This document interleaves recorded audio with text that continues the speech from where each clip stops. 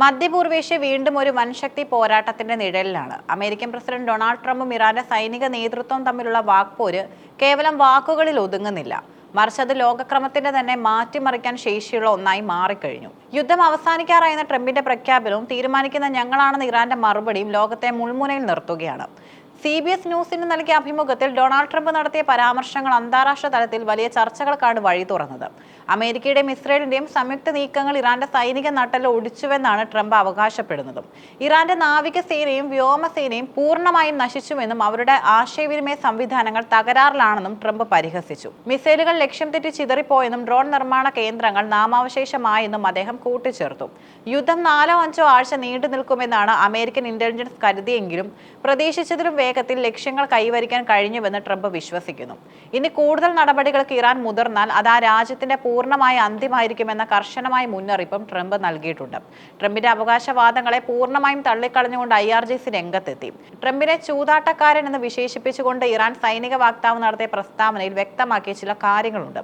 യുദ്ധം തുടങ്ങാൻ അമേരിക്കയ്ക്ക് കഴിഞ്ഞേക്കാം, പക്ഷെ അത് എപ്പോൾ എങ്ങനെ അവസാനിപ്പിക്കണമെന്ന് തീരുമാനിക്കാനുള്ള അധികാരം ഇറാന്റെ കൈകളിലാണെന്ന് അവർ വ്യക്തമാക്കി. ഇറാന്റെ മിസൈൽ ശേഖരവും ഡ്രോൺ കരുത്തും തകർന്നുവെന്നത് വെറും ഒരു കെട്ടുകഥയാണെന്നും തങ്ങൾ ഇപ്പോഴും സുശക്തമാണെന്നും ഇറാൻ അവകാശപ്പെടുന്നു. അമേരിക്കൻ സൈനികർക്ക് ഈ മേഖലയിൽ ഇനി കാര്യമായി ഒന്നും ചെയ്യാനില്ലെന്നാണ് സൈന്യത്തിന്റെ നിലപാട്.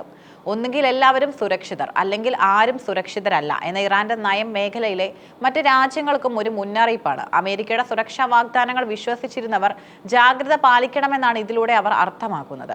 ഈ യുദ്ധത്തിലെ ഏറ്റവും നിർണായകമായ ഘടകം ഭൂമിശാസ്ത്രപരമായ ഇറാന്റെ സ്ഥാനമാണ്.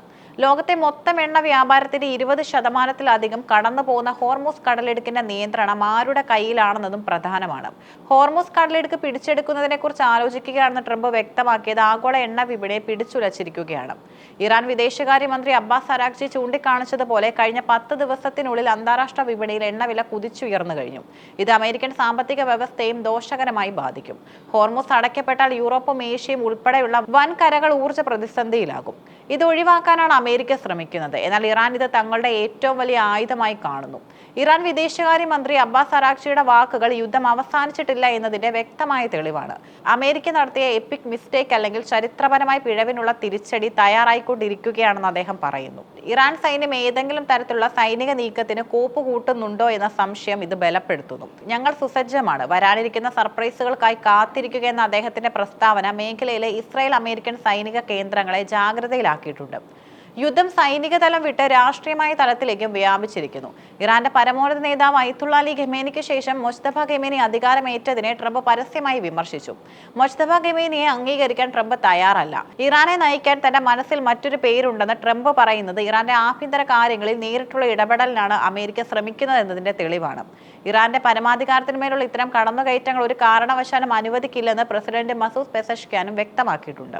അയൽ രാജ്യങ്ങൾ തങ്ങളുടെ മണ്ണോ ആകാശമോ ഇറാനെതിരെ ഉപയോഗിക്കാൻ അനുവദിക്കരുതെന്ന് അദ്ദേഹം ആവശ്യപ്പെട്ടത് മേഖലയിലെ നയതന്ത്ര നീക്കങ്ങളുടെ ഭാഗമാണ്.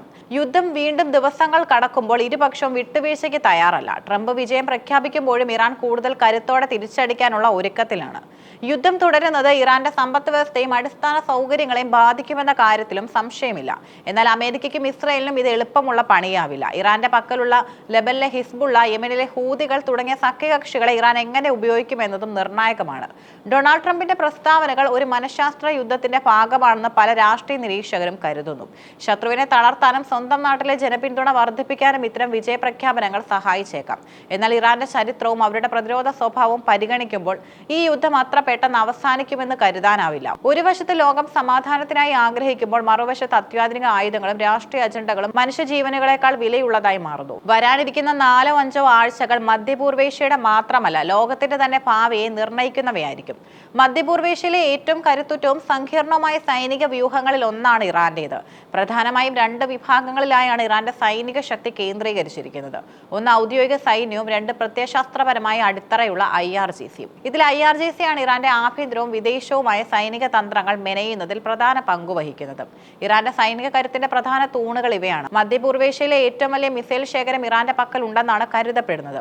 2000 കിലോമീറ്ററിലധികം ദൂരപരിധിയുള്ള ഖൈബർ ഹജ് ഗാസിം തുടങ്ങിയ ബാലിസ്റ്റിക് മിസൈലുകൾ ഇസ്രയേലിലെയും യൂറോപ്പിലെയും ലക്ഷ്യസ്ഥാനങ്ങളെ തകർക്കാൻ ശേഷിയുള്ളവയാണ്.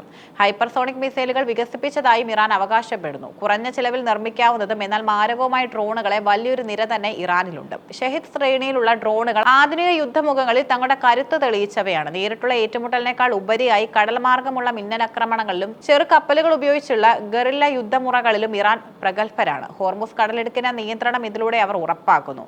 ലബനിലെ ഹിസ്ബുള്ള, യമനിലെ ഹൂതികൾ തുടങ്ങിയ സായുധ സംഘങ്ങളുമായുള്ള സഖ്യം ഇറാന്റെ സൈനിക സ്വാധീനം അതിർത്തികൾക്കപ്പുറത്തേക്ക് വ്യാപിപ്പിക്കുന്നു. അമേരിക്കൻ ഉപരോധങ്ങൾക്കിടയിലും തദ്ദേശീയമായ ആയുധങ്ങൾ നിർമ്മിക്കാനുള്ള ഇറാന്റെ ശേഷി അവരെ ലോകത്തിലെ ശ്രദ്ധേയമായ സൈനിക ശക്തിയാക്കി മാറ്റുകയാണ്.